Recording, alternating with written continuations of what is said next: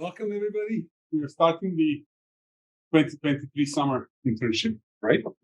And so you actually see quite a lot of people around. Those are the guys who you're going to be working with. My name is Ivan Seskar. I know we can maybe start. Hi. I'm more here seeds. Tracy that properly. I'd like to go here. Okay, and there will be also other people who are not yet here. So, and some of them are online that you will be working with. It will take us good 10 weeks to learn your names. So please wear the thing. So by the time you guys are gone, we'll know the names. Especially me, maybe others are better. So without further ado, let's go through a few things. This is, I don't want to make it sound too formal, right? There is nothing formal. We are in an academic environment. All of you are aware how it works. There are no other surprises coming in the summer, except that the focus is on research, right? So in other words, you guys should be trying as much as you can to drive this whole thing, right? So if you're, a couple of you already asked, I will say it even though I don't necessarily think you will be able to do it. But if you really want to work on multiple projects, you can try. However, one of your projects will be the primary one. And you are supposed to deliver on that one. Everything else you want to try or play with, be our guest, but it has to come after you work on your main topic. Okay?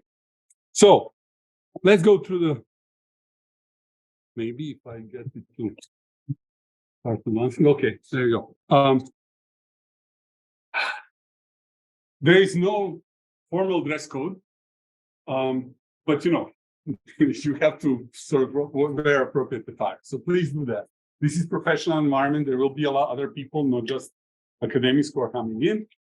So we have to sort of be reasonably dressed. I mean, shorts and shirts are okay. Now, behavior. This is professional environment, right? So we have to be professional at all times. So please don't do stupid things, okay?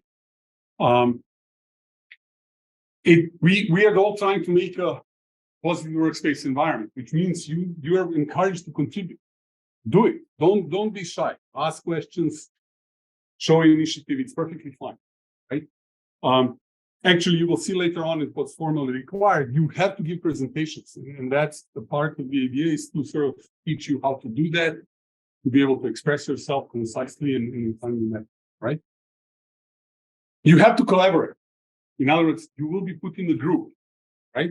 So you have to work with each other. There is no, I don't like him, I don't want to work with him. No such thing. You have to work with everybody, okay? And that's part of the professional environment. And then, of course, respect and value diversity, especially when we start going towards July. There will be high school students. Some of high school students are also here. So, they will, the level of understanding and knowledge is, of course, completely different. So you have to be able to adjust to that. And value, because, there are quite a lot of examples where high school students without much experience can actually contribute significantly to, overall project objectives. Okay? Communication is really critical. You have to talk to all of us, not just among yourselves, talk to us, express yourself. It's perfectly fine. There are no stupid answers, there are no stupid questions. Okay? Don't hesitate to ask. If you don't understand something, say, I don't understand it. Please explain. And if needed 5 times, we'll do it. Respect others. Even if they make a mistake, it's okay. That's part of the learning process. So don't dismiss it. Be supportive. And then, of course, if you struggle with something, let us know, right? And we'll try to rectify it. Now, work week. Right? Please sort of you got the email. You know what's involved, whether you're paid or volunteer, right? The idea is to sort of try to work Monday to Thursday, leave Friday off, right? That doesn't necessarily mean you don't you're not allowed to come on Friday. If you want to, please feel free.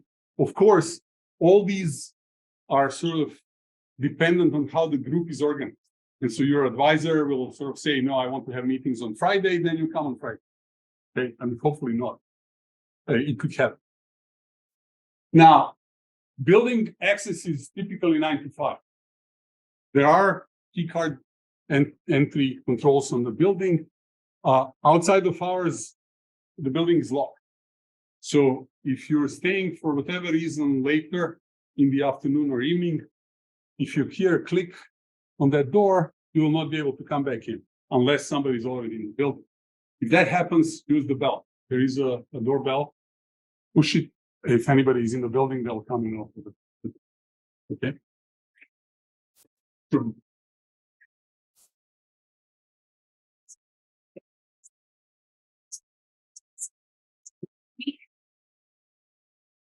So you know, this is sort of the idea is 9 to 5, and we want you to sign up when you come in and leave, because there are a lot of people. There are going to be a lot of people in the building, especially starting July 5th in the high school students.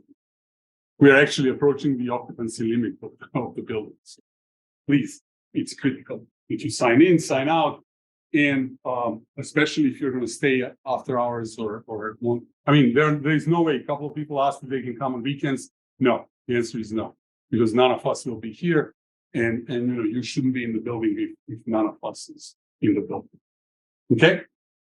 Now, you will get desks or seating spaces as much as we can sort of work it out. Remember, that space belongs to somebody else who is currently not in the building, right? So please respect that. Don't screw it up. Don't mess it up too much. In theory, we shouldn't be eating anywhere outside of that little kitchen that's next to the, you'll see it, right? So unfortunately, there is no food in this building. And if you want to, you either have to bring the food or you have to have a car to go around Route 1 and get the space to get some food.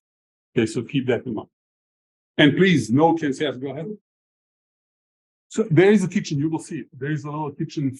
And you know, the idea is, I mean, if you really have to, you can eat on your desk as well, but then you have to make sure you clean up the mess. Okay? No soda cans, no spilled stuff. That's of course, you'll see me walking around with the coffee and spilling it all over the place, but you know, whatever. So there are two administrative people who you need to talk to. Lisa, she's not here. Noreen is. So Lisa will deal with financial matters, meaning your paychecks, right? Noreen will deal with everything else related to work. Don't ask her stuff. It's not really. Okay, please. Now, work. As we said, it's all about research projects. And some of you have been here before, so you know what's going on. But, you know, for those who haven't been here, we'll try to group people, graduate level students, undergrads, and high school students into a work group organized around the projects. There will be advisors for each of the projects, and those will be the people you'll be working with, right? So that's actually what's going to govern most of your, meaning the group, will be the ones in charge of saying, oh, you know, let's come in tomorrow at 9 a.m. Or, you know, come on Friday, right? But the group is the basic unit you will be operating. The one thing that we insist on is that every group needs to make a presentation Thursdays at 2 p.m. Now, we used to have different rules before. Given the number of people, the rule is now fairly straightforward. 5 minutes for a presentation. That's all you get. So you have to learn how to express yourself within only 5 minutes. Okay? We want, since group has multiple members, we want each member to present. That means that, you know, 1 week, one person can present, but next week it has to be somebody else. Or you can choose to have multiple slides and multiple people talk. If there are multiple people talking, 5 minutes is not enough time to switch. So you have to sort of figure that one out. Okay? But we want to see everybody talking. It can't be that you have a spokesperson for a group and that's the only person giving presentations. Okay? Make sense? By the way, interrupt and ask questions.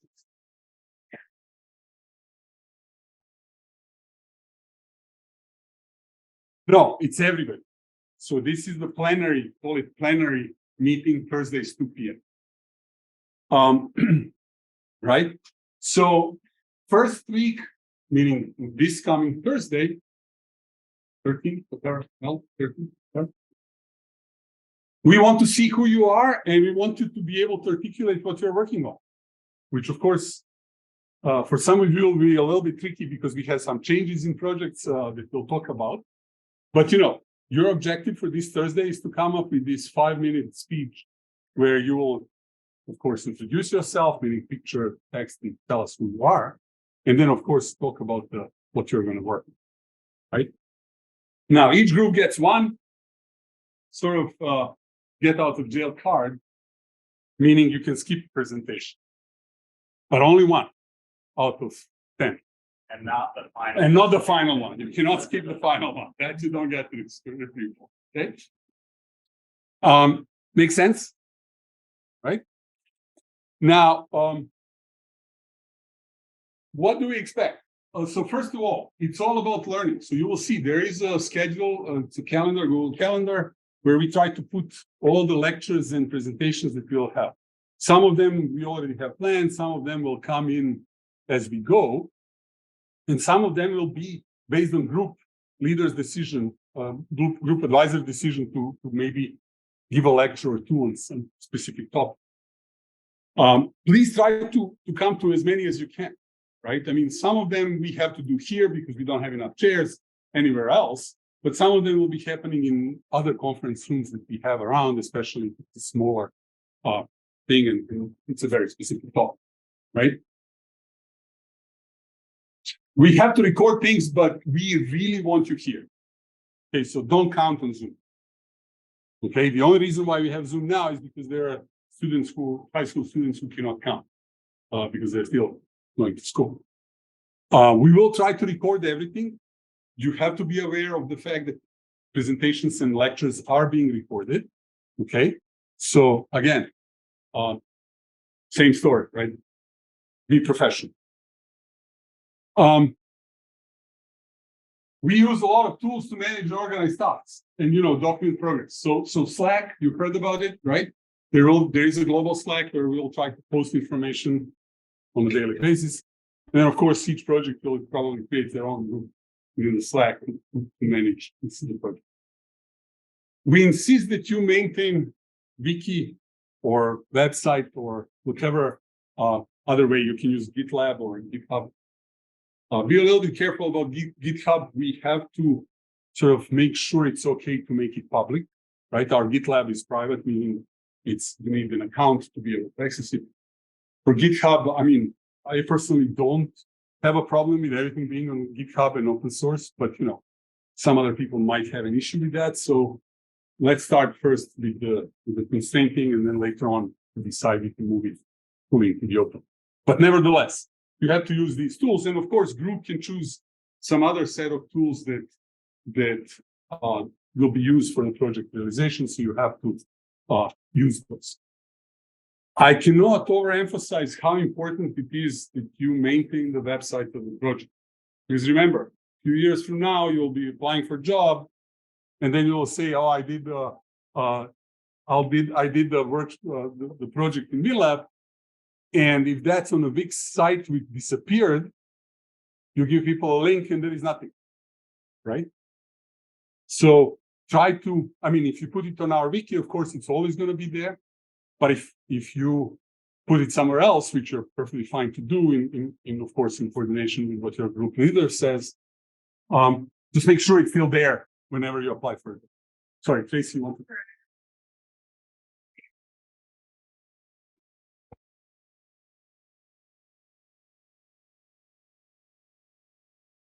Oh, of course, yes. So please, it's not just AT&T, not just other stuff. There are a lot of things here that you have access to that you shouldn't have access, or you shouldn't post it outside of the stuff of the internship, right? Meaning a lot of software that we have, for instance, requires that you be part of the and organization. So if you post it somewhere else, you essentially make it open source, which is not.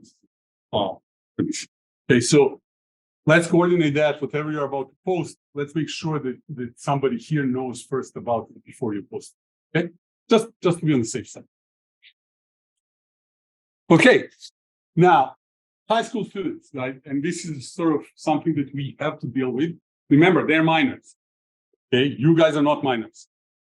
So there is a sort of non-trivial issue in how this thing is being managed. I'm sure all of you heard about this and know that there are issues there, right? So please, you have to treat them with respect, right? Even if they are not on a par with your knowledge, right? You have to respect that they are learning. They're sort of, you have to, when you're communicating with them and they're all part of your group, or even if they're just having lunch in the kitchen, right? Please behave, right? No, just think about it, the fact that there are minors in the building. So if you're joking, it has to be appropriate, right? And don't joke inappropriately, because that causes all sorts of problems, including some legal problems. So be careful about it, right? And then privacy. That's a critical thing. You are not allowed to take photos and then post them unless the guardian approves. So even if you're taking a photo of the group working on something, if you want to put it in the slides and presentations, you have to make sure that where a parent of that minor agrees with that, right? So please be careful. No photos without approval.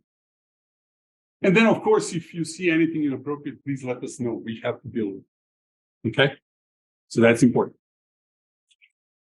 And this is now actually, Noreen complained that I said it's August 10th. Yes, the assumption is that August 11th is Friday, if I'm not mistaken. So we don't want to have a final presentation or open what we call the open house on the Friday, right? We said no Friday meeting. So anyway, the idea is that on Friday we'll try to sort of finish the internship. So whoever has material that needs to bring back and whatever else needs to be done, we'll do it on Friday. But the open house is going to be at 11 a.m. on Friday, August 10th. Now, this is how it looks like typically. And in the past, we used to say you can bring whoever you want. I'm not sure we'll be able to do it this time, right? Because there will be some 80 people. If everybody brings one more person, that's 160 people. We can't put 160 people in this room, right? So I don't know. We are still thinking about what to do and how to do it. Maybe we'll find a solution, but at the moment, it might end up being just you guys in the open house. We'll record it and then we'll post it on the WINLAB YouTube channel. So, your parents or whoever else wants to see it can see it there. It would be nice to have everybody. I mean, it's really a cool thing when you can have everybody coming in towards the end and showing what you did, but it's just not clear that we can physically do it this time. Okay, so anyway, we'll see. Okay, this is the last official slide. There is an unofficial slide after that, but projects, right? So you see that there are a couple, unfortunately, projects that are crossed over. So those will not happen. We are trying to figure out proper realignment of people in those two projects.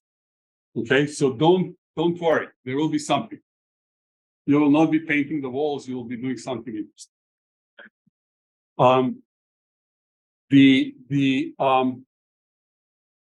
I don't know. So at this point we can talk about projects, right? So if anybody, maybe just go over and introduce them, right? And I'm not gonna, I'll invite people to talk about them. Of course, I can try to talk about, but some of these I'm really not.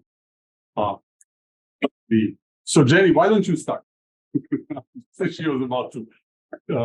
So again, guys, listen to the projects.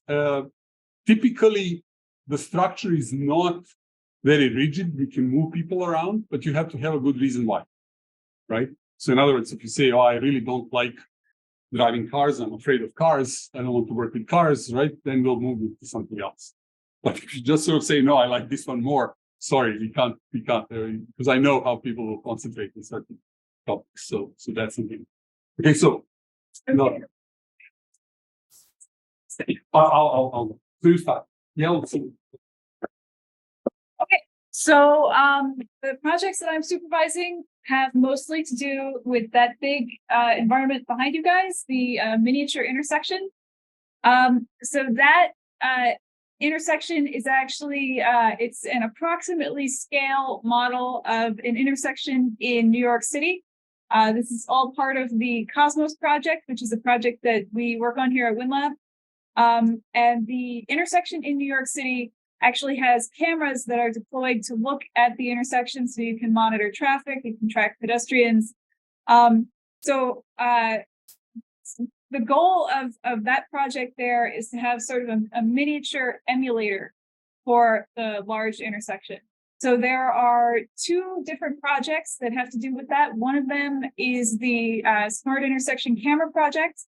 So that project focuses mostly on using the cameras in the intersection to create sort of a combined data stream so that you can be tracking the stuff that we have in the intersection. You can be trying to correlate what we have in the miniature intersection with the stuff that we have in the larger, the real intersection. So for that project, you're going to be using the RealSense cameras that we have deployed in that intersection. Those are RGB and depth cameras. So a large part of that, being told that I'm not loud enough. Is that better? Okay. So a large part of that project is going to be taking the 4 RealSense cameras that we have back there and combining them into one 3D model of the whole thing. That's actually not a trivial problem. It involves some math. It involves some coding. And for the intersection projects, usually we use something called ROS, that's Robot Operating System. It's sort of it's a piece of software that's designed to sort of allow you to not worry too much about,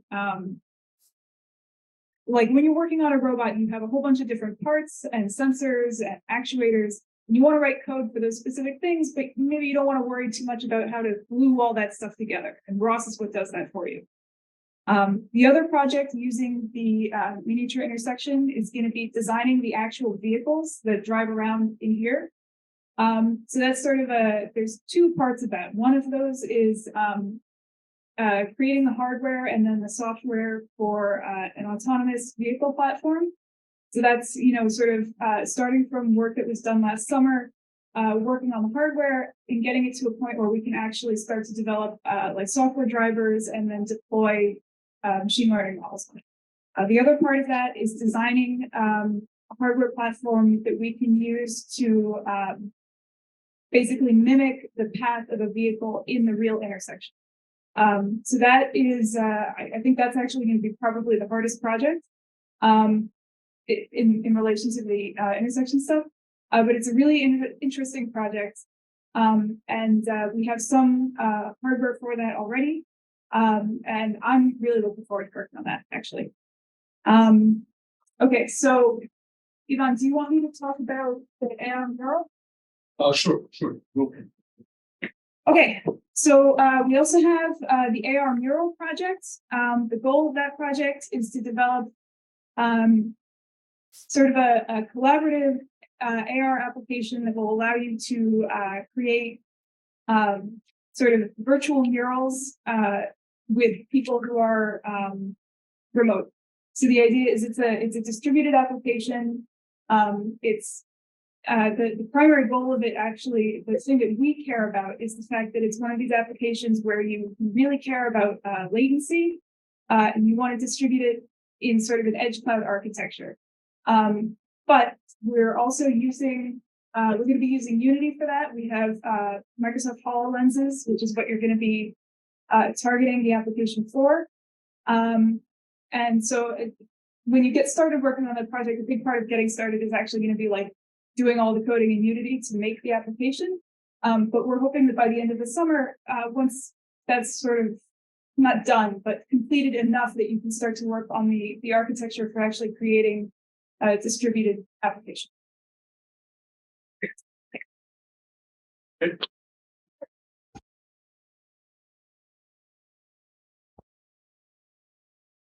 Hi, everyone. Welcome. I'm a professor here. My name's Jorge Ortiz. Some of the projects that I'll be looking to help you guys lead on this and develop are basically revolving around interaction in the smart city. And so the vehicular human interaction piece of that is an important one. There's another one that we're sort of exploring agents, smart AI agents within the vehicle and within the infrastructure that interact with pedestrians as well. That's not listed here, but that's in parallel to the vehicular, the driver vehicle interaction AI agents. And so just to give you a quick overview of what I mean by that, there's some prior work that we've done in the group where the agent is looking at the driver and deciding when is a good time to interact with them. And right now, what we want to do is experiment with ways of intervening and telling them, give them actual instructions for what to do. So this is not an autonomous vehicle. This is a semi-autonomous setting where there's a person that's driving who may have difficulty driving, and the agent is determining whether they're following instruction given context of the chains. The other project that I'll be leading is the one on the robotic IoT smart space testbed. And so we've had some recent results that so we have a custom platform that we built in my group. And this platform has 10 different sensors, 18 different sensing channels.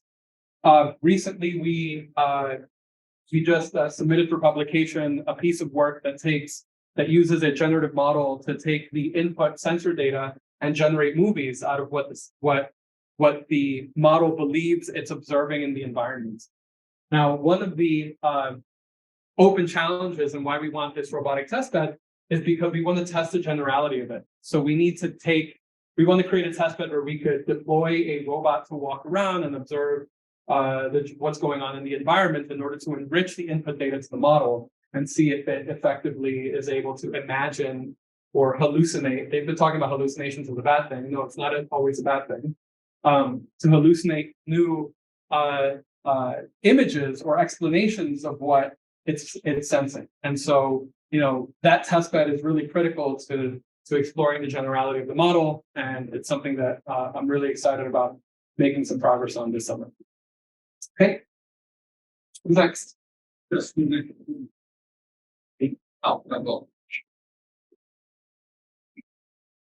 Yeah, hi, my name is Rich Martin. I'm a faculty here at WINLAB.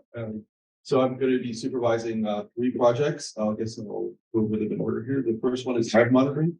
So some of you may know that honeybees are a big agricultural resource. So if you ever ate an almond or drank almond milk, okay, those are all pollinated by honeybees. There's tens of thousands of hives they use to pollinate those. A lot of the food you eat has to be pollinated by honeybees, so tomatoes, zucchinis. And honeybee mortality in the last, 10 years or 15 years has really gone up. It used to be about 10% per year. So, hive had about a 1 in 10 chance of dying statistically. And now it's up at about 30%. So about 1/3 of all hives die every year. And the causes of this are not really well known. So this project is to monitor a honeybee hive across multiple sensing modalities. So one of them would be computer vision. So just counting the number of bees entering and exiting the hive. Hopefully that will give us a good idea of how the hive is doing. If the count's going up, that means the hive's doing well. If the count's going down, the hive's doing poorly, and that requires computer vision as well as power control. So we have a hive in the Port Farm 3 across Route 1 here. Rutgers has an ag school. So we have access to, and there's no power. So a lot of you are engineering students. So part of the challenge is how do you do computer vision and some of these sensing modalities in a low power environment. So you have a solar panel and you have to use the amount of energy in the solar panel. So in addition to the computer vision count, getting accurate counts of the bees and also audio. Out of the mic as well. So that was the high monitoring project. The second one is the first person view self-driving car. It's not really self-driving car, it's really a remote piloted car. So one of the challenges, so everyone's heard about self-driving cars, right? There's a lot of $1 billion investments in self-driving cars. But another challenge I would argue is, can you remote pilot a car? There's a lot of engineering challenges there in terms of latency. So the feedback loop between, you know, the audio and visual data coming out of the car to the human pilot and the back of the car is significant. Races, okay, so like airborne drone races. Okay, so those have very specialized systems. They're all analog. In order to get that loop, the timing of that loop down to where you can actually roll. Standard technologies that you can buy off the shelf to remotely pilot a small model. Right? Okay, so that's the first person view driving car.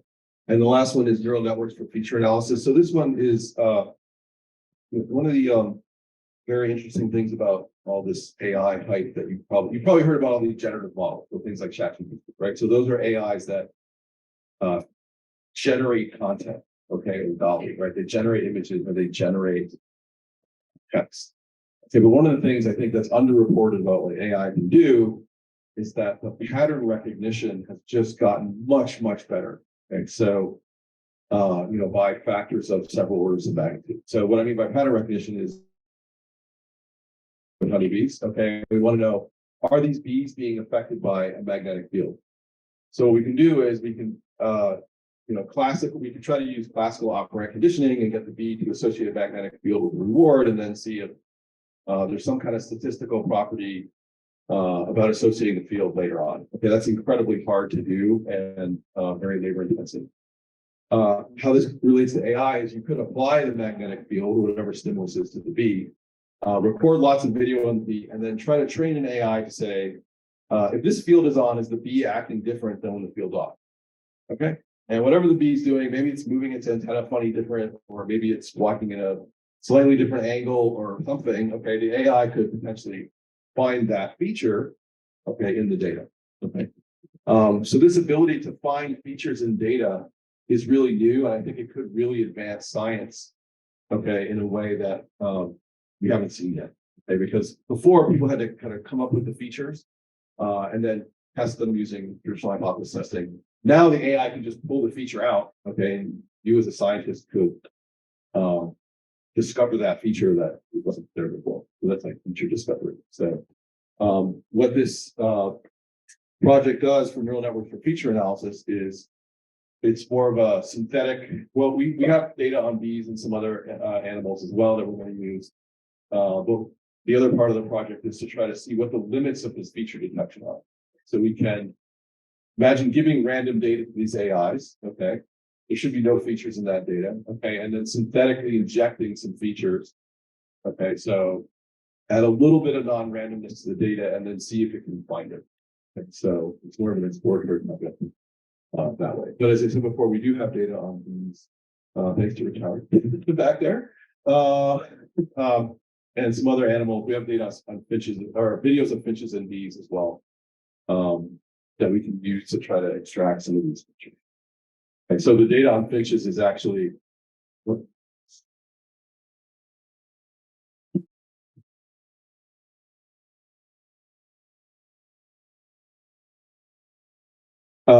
so let me right. So the data on finches, I'll just say this and then conclude is, you know, could the AI detect how many times male and female finches met? Okay, so finches form pair bonds, like male-female pair bonds, right? And you can put them in a cage together for the first time, the second time, the third time, the fourth time, and see if they're going to form a pair bond. Okay, and that, you know, the human caretakers have some kind of intuition about if that's going to happen or not. But could the AI actually predict that? Okay, so that's another data set we have. For that project. So those are the three projects, I guess. I'll deal with. Hello, everyone. My name is Alexei Kotelnikov. I'm from the School of Engineering, but specifically here, I'm representing Advanced Capital, the hedge fund that sponsors three projects. One of them is distributed data infrastructure. Why is the hedge fund interested in data? Well, because they work with data, the financial data, the market data. Well, the data needs to be downloaded, acquired, stored, processed, and then they derive solutions for portfolio. What we're gonna do? We're gonna essentially go through the learning path of a data or a storage engineer. We will learn how file systems work. Do you guys know what the file system is? Some of you probably yes. If you are comp scientists, you do. So the file system is needed to store files, like data and metadata, right? And then depending on the reliability and performance of the file system, you can access the data quickly. You can access it and have the data to be stored reliably. Say, for example, there's a failure of a hard drive or a server, the data will still be accessible. So in the project, you will need to run a big deal of Linux automated tools because you will have your own server infrastructure. It will be like a small cluster with interconnects. And you're going to start with learning simple data, simple data file systems like empty RAID, ZFS, and then we will proceed with more advanced structures like SEP, okay? And where the data is distributed across multiple servers. And the idea is, what is actually the sponsor is interested in? They're interested in benchmarking different file structures, different way of storing data, working out testing solutions, whether the file system is fast, whether it's reliable.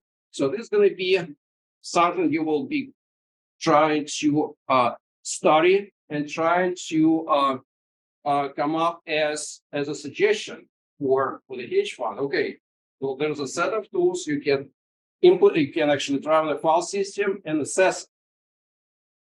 We'll be learning a bunch of automation tools like Ansible, because we'll need to deploy storage servers and the file system of them, scrap it, deploy a new one, test the performance and reliability, make a report, store a report on GitLab, and then do it again. So eventually, by the end of July, you will become kind of like storage engineers, okay? You will learn Linux, you will be doing Python scripting, coding, automation with Ansible. You will do a lot of Git because projects will go on Git. You will create reports and metadata, put it on Git. You will be using deployment tools like FOG in Linux. And that will essentially allow you to run and do installation and configuration of different file systems, do testing, and then come up with suggestions for data storage, right? So a lot of things to learn, a lot of interesting stuff to do. You will have your own special set of servers. They will be sitting in the server room. You will put hard drives in the servers, set up a file system, yank a hard drive, make sure the file system is still running. Essentially, you'll be imitating a system failure. So failure of a hard drive. You bring down the server and see if the file system is still accessible. You will access the same file system from multiple clients that will need to access and analyze the data, see how fast it goes, okay? Unfortunately, the folks from Advanced Capital are super busy now. You know that the market is going crazy nowadays. So they couldn't participate in the program, but this project may become a foundation for more data-driven initiatives and projects, including AI and including data analysis of financial data. If you succeed with setting up a good file system, then we may actually get some data, financial data to test how the data can be efficiently accessed and how reliably it will be hosted on the file system. Okay, you will create yourself. So this is pretty much it. A lot of interesting stuff. And as I said, by end of July, you should become storage engineers. All right. Okay, next. I can talk about 5G 60 and then, yeah. Okay, so we had the umbrella group of projects, actually, what we call the 5G 6G stuff. And as Stacy mentioned, there will be a lot of corporate involvement in this. In other words, AT&T, Verizon, Ericsson, Nokia, and other people are very much interested in that stuff. And it's really all related to these various concepts that are involved in what's called the ORAN or Open RAN, meaning this new initiative to create the open telecom networks based on open source stuff. So a lot of software-based things, right? And there will be actually a number of projects, not just one, a number of them. And some realignment has to, as I said, since we lost the 2 projects, right? Some realignment will have to happen there. And we'll probably put a couple of people on that, right? Now, I'm not sure what else do we have. What are we missing? Oh, camera latency stuff. Yeah, so that's actually a very interesting setup. You all heard about this low latency stuff, right? Supposedly 5G has a low latency, which means very fast reaction time. You transmit data, do some processing, and return it back, right? The big question there is, of course, that quite often its input is based on cameras or sensor inputs, and cameras are notoriously slow. And your perspective on slow, we're talking about millisecond events, and milliseconds are very short period of times. Humans cannot react. The fastest human reaction is the vertigo thing, which is a matter of 20 milliseconds, right? So this is they're trying to push things below that, which means that this is machine to machine type of thing. But the main issue is how do you measure latency of the camera, right? And so the whole idea there is we have a setup and we want to sort of build the actual measurement capability and then evaluate how it works with different cameras. So that's the project. And that sort of ties with other projects we have, which is sort of if you try to process multiple camera feeds into some sort of AI-based algorithm and then make some decisions based on that and feed it back, which sort of permeates a number of projects, right? That is also part of this story. How do you measure the latency of sort of overall? Okay. What else? Did we miss?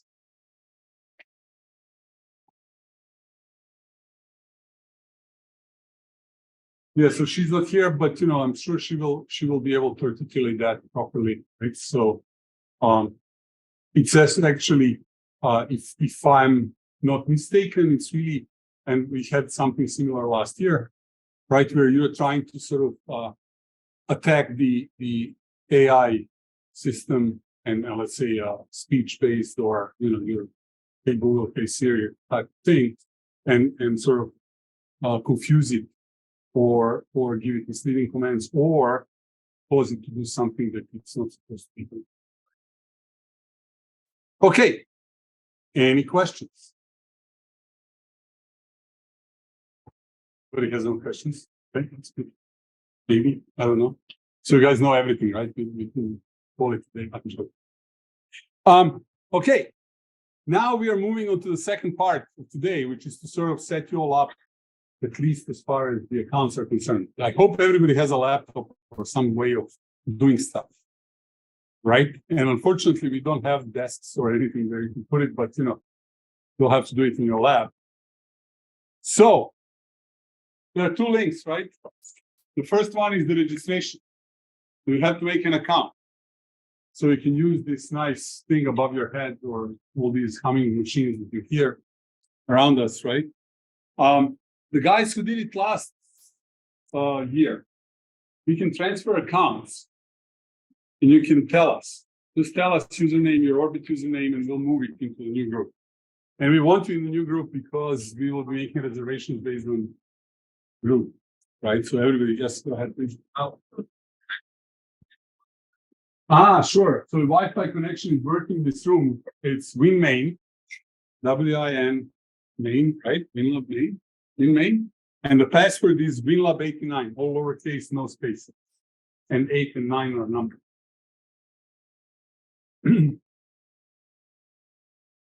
Okay.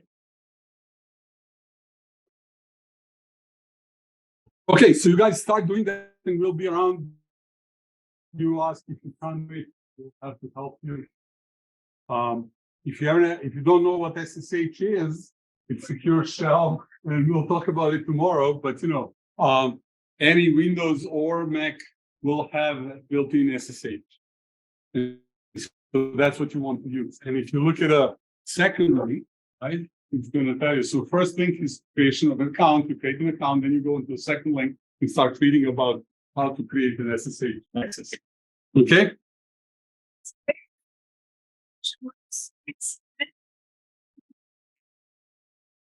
Check link there to confirm the application submission, and then it goes to us and we approve. So after you submit, check your email, click the link, and then watch your email for you get another confirmation after. And everyone who was an intern either last summer or some prior summer, if you have an account from them, let me know and I'll move you to. While you're waiting for the account to be approved, you can go to that second link. You guys see it on the stream? Is this legible? Oh, I'm not going to mess with this setup. So if you go to wiki.cosmos-lab.org/wiki/getting started, capital G, capital S, in case matters, that will have a link there to the instructions for setting up SSH. So you need to have that done before tomorrow. So if you start that while you're here today and you encounter any issues with it, you can come and ask me or ask Yvonne or ask Jake. Okay. So our other goal for today is to get as many of you as possible to talk to our project advisors. Yeah, what's up? Looks like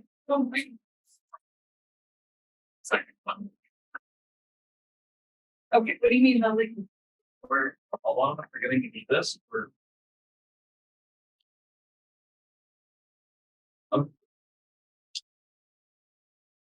still reading it now. It's in here. I don't think that is. It's pretty good. Everybody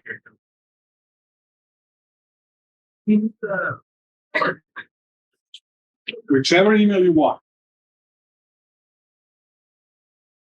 Remember, you have 30 minutes from the moment you submit to the moment the link expires. Okay? Yeah, so if you're in one of the groups I described, I don't know what it's come to me in the A wing. Oh, it's wiki doc. The A wing of the building student.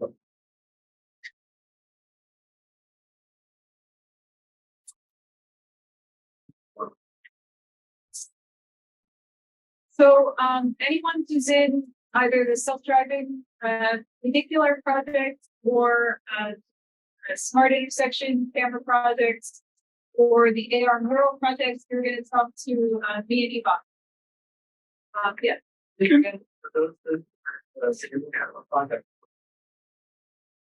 to be today and We'll discuss. read mine. Yes. Okay. What else? You start working, right? So you have to start learning what's your project all about, right? That's third class. Company. In terms of using. I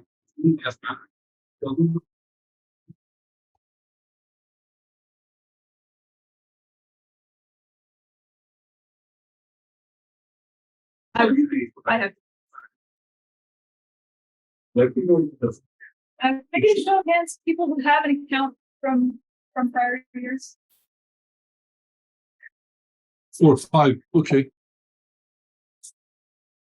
Wait, so sorry, hands up again?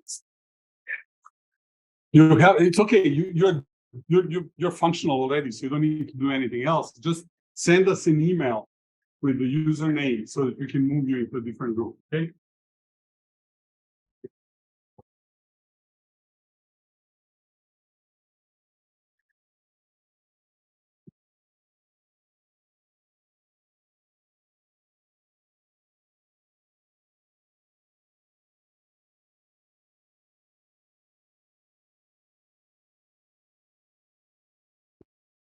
It's like the very good. Yes, it is. It's still. Monday, Wednesday, Saturday. Everybody okay? Trouble? Not working? Do we really have a table for them? Table, chairs, tables and. Oh, we didn't put up.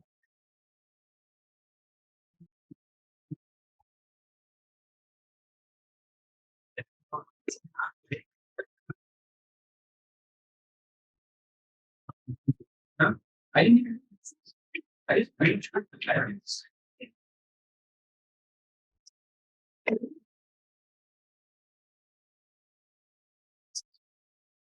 Yeah. I'm already. So everything. I'm just. Yeah. There end up like they. Yeah.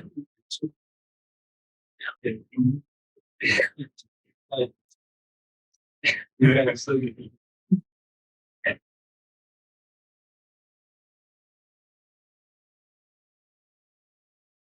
Yeah,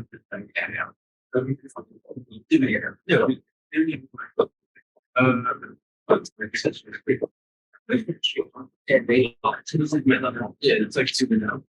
So I'm doing. Okay, so guys, when you go to the getting started page, there's gonna be a link there for setting up SSH.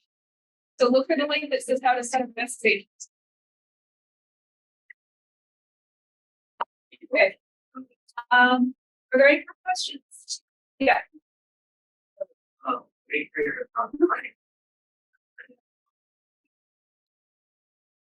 Anybody else? Help. Bleach versions. I think it's And those, I think it works. Oh, the best strategy for it. If you do that, that's what we need. Yep. big file.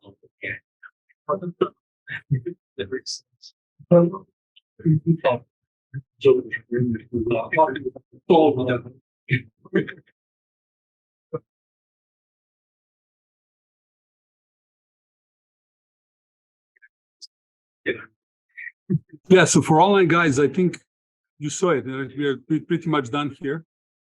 And we can you guys can just come in when the high school thing starts. Okay.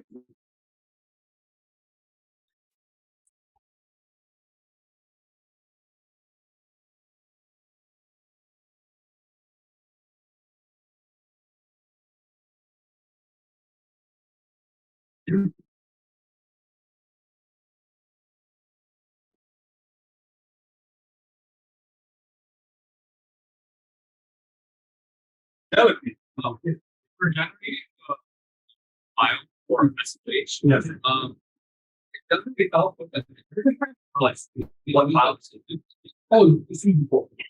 But then it's always Okay. I mean, you can always minus side when arguing, you can use the alternative situation and keep it up. But if you put it in default,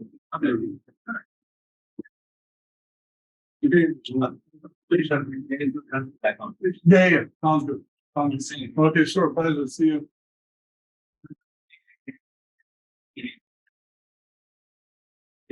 Oh, no, and it was very guys, if it asks you for a passphrase, if you want, remember, if you put a passphrase in, then you'll have to do it every time you SSH. If you leave it empty, it tells you not to. Now, Right, people insist on having a passphrase. Non-parent people don't. So choose which one you want. There is no wrong.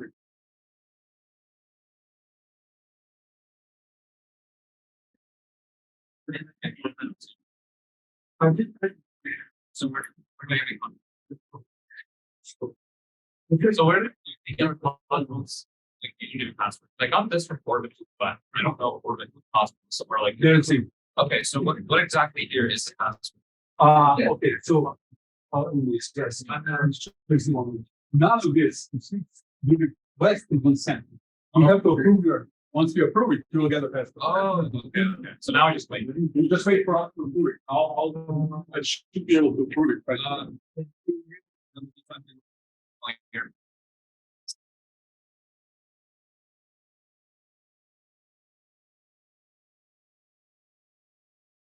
Oh my God.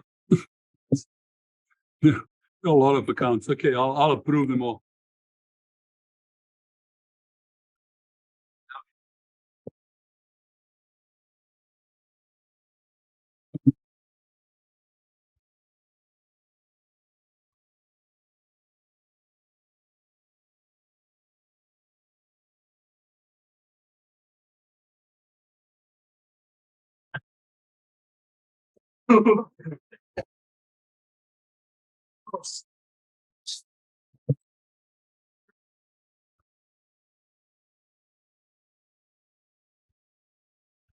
I did for sorry. The Slack always at your. Just make sure that you're with the account. Yeah, I did everything. Yeah, so I have to approve. I'm waiting. No, I'm approving it. Wait.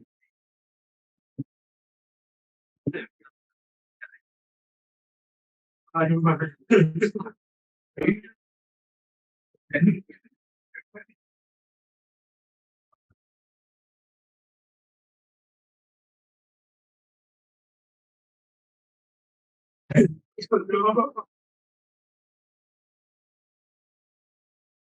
Yeah, yeah, steps up. I did that.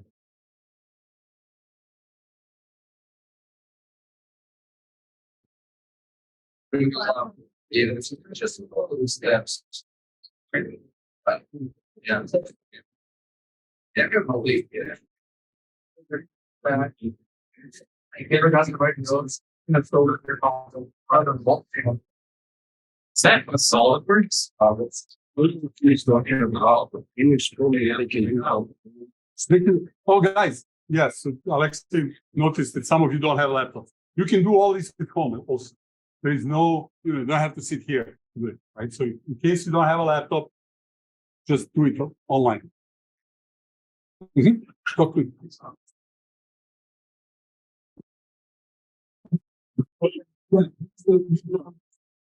We can back those others install so guys. For Windows machines, right? Use the built-in PowerShell. That's the easiest way. Okay, you don't have to install anything, and it's compatible with everything.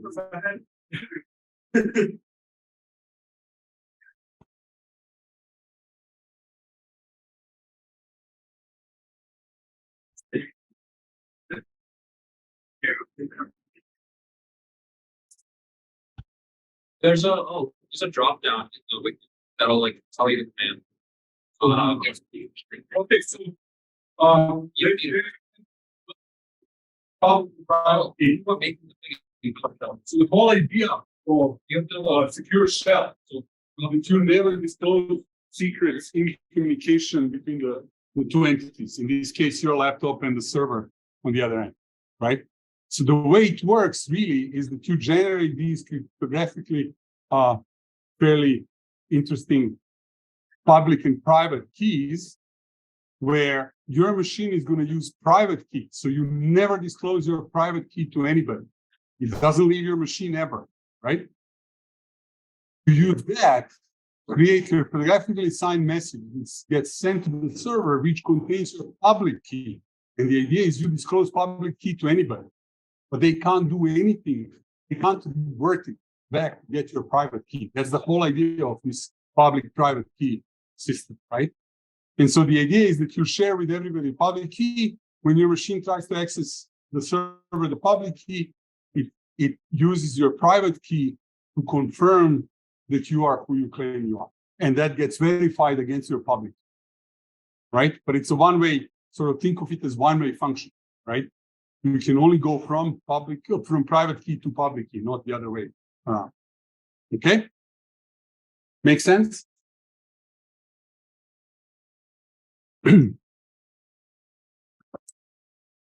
I'm still trying to approve people.